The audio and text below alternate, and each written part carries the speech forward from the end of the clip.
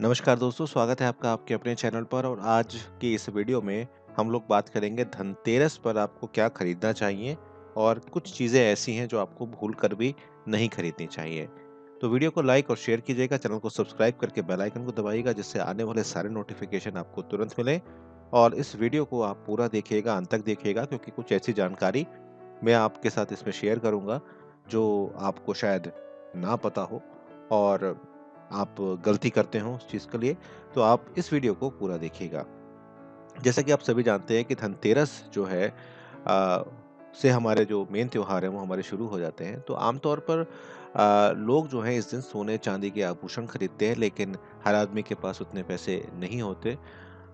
लेकिन त्योहार उसे मनाना होता है, तो ऐसे में वो सोने या चांदी का एक सिक्का भी यहाँ पर खरीद सकते हैं।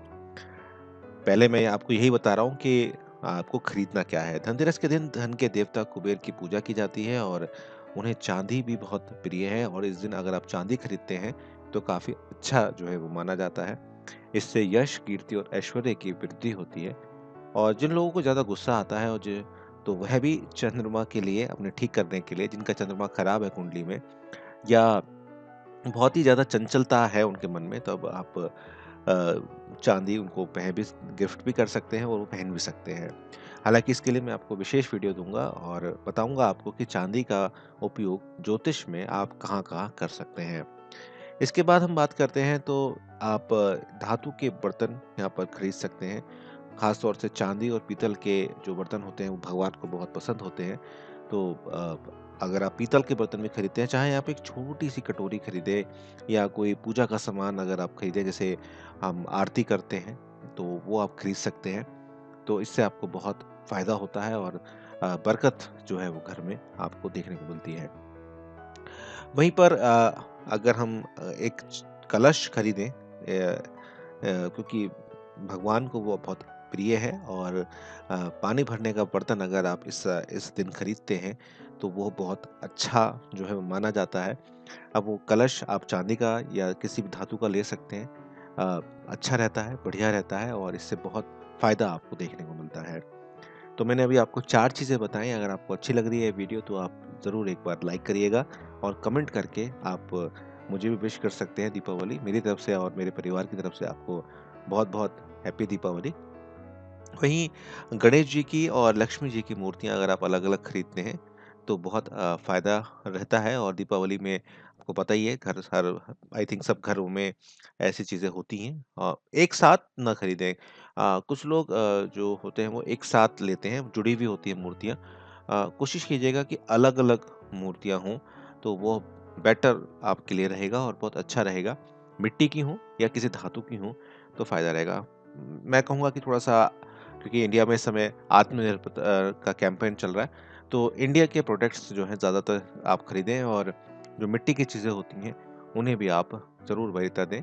इलेक्ट्रॉनिक चीज़ें हैं, लेकिन कोशिश कीजिएगा कि जो कुम्हार हैं, उनका जो प्रोडक्ट्स हैं, आप लोग ज़रूर लें और नई जनरेशन को आप ज़रूर उसमें उनको बताएँ कि मिट्टी के बर्तन कैसे होते हैं। ये मेरी एक सलाह है, बाकी तो आपके ऊपर है। इसके साथ-साथ अगर आप खील, बताशे और मिट्टी के छोटे दिए खरीदें और एक बड़ा दीपक भी ज़रूर खरीदें आज के दिन। दीपावली पे जो आपको दिए जलाने हैं, अगर आप धनतेरस पे खरीदते हैं, तो इससे आपको बहुत ही फ़ायदा जो है वो होगा। इसके साथ-साथ बहुत छोटा-सा एक उपाय रहता है। और माँ लक्ष्मी को धनिया जो होता है बहुत प्रिय होता है। और अगर आप धनिये के बीज खरीद कर लेकर आते हैं और जहाँ पर धनिये के बीज घर पे रहते हैं, वहाँ पर धन की कभी कमी नहीं होती। और दीपावली के बाद आप धनिये के इन बीजों को घर के आंगन में लगा सकते हैं, अगर आपके घर में आंगन है। नहीं तो आप छत पर या अपने घर में गमले में भी इसे स्थापित आप कर सकते हैं। तो ये बहुत छोटा-सा एक उपाय है, अगर आप इसको करते हैं तो बहुत इससे फ़ायदा होगा। अब बात करते हैं उन चीज़ों की कि आपको क्या नहीं खरीदना चाहिए, तो वीडियो के साथ बने रहिए। सावधानी भी बताऊँगा आपको कि कौन-कौन सी सावधानियाँ आपको रखनी चाहिए। देखिए, मान्यताओं के मुताबिक धनतेरस के दिन काँच का सामान आपको नहीं खरीदना चाहिए। इससे थोड़ी-सी बैड लक आती है, अशुभ रहता है। बहुत ज़रूरी है तभी खरीदें, नहीं तो बिल्कुल भी काँच के सामान को ना लें। साथ ही साथ हिंदू धर्म में काले रंग को शुभ नहीं माना जाता है, तो ऐसा कहा जाता है कि धनतेरस वाले दिन काले रंग की कोई भी चीज़ ना खरीदें, चाहे वो कपड़ा है, चाहे वो कोई भी चीज़ है। तो आप काले चीज़ को ना लें तो बेहतर आपके लिए रहेगा। वहीं नुकीली चीज़ें जैसे कैंची हो गई, चाकू हो गए, इसको भी आप ना खरीदें। ये चीज़ें जो हैं आक्रामकता जिसे हम बोलते हैं, एग्रेसिवनेस जिसे हम बोलते हैं, तो उसको ये प्रदर्शित करती है और घर में लड़ाई का भी एक कहूँगा प्रतीक रहती है। तो ये चीज़ें जो है आप ना खरीदें तो बेहतर आपके लिए रहेगा। अब बात कर लेते हैं कुछ सावधानियों की कि धनतेरस वाले दिन आपको क्या सावधानी जो है वो बरतनी चाहिए। तो पहली जो सावधानी है, धनतेरस के पहले घर की साफ सफाई का काम पूरा कर लें। धनतेरस के दिन स्वच्छ घर में ही भगवान धन्वंतरी और माता लक्ष्मी और माँ कुबेर का आप स्वागत करें। सफाई जो होती है वो, जैसा कि कहते हैं कि दीपावली की सफाई जो होती है कुछ पुरानी यादों को भी लेकर आती है और कुछ नए दस्तावेज मिलते हैं, तो साफ सफाई कर लें, कुछ पुरानी यादें भी ताज़ा आपकी हो जाएंगी और कुछ फालतू का सामान घर का आप बाहर कर पाएंगे। धनतेरस के दिन बर्तन खरीदने के बाद घर में लाते समय उसे खाली ना लाएं, उसमें कुछ मीठा ज़रूर रखें और अगर बर्तन छोटा हो या गहरा ना हो तो उसके साथ मीठा ज़रूर लेकर आएं, चाहे आप एक लड्डू ही लेकर आएं। अमूमन लोग इस चीज़ की गलती करते हैं। आप एक काम कर सकते हैं, खीले बताशे खरीदेंगे तो 2-3 बताशे ही उसके अंदर डाल दें, उसको खाली ना रखें, इस बात का आप ध्यान रखें। धनतेरस के दिन तिजोरी में अक्षत रखे जाते हैं और ध्यान रखें कि अक्षत खंडित ना हो, यानी कि टूटे हुए ना हो।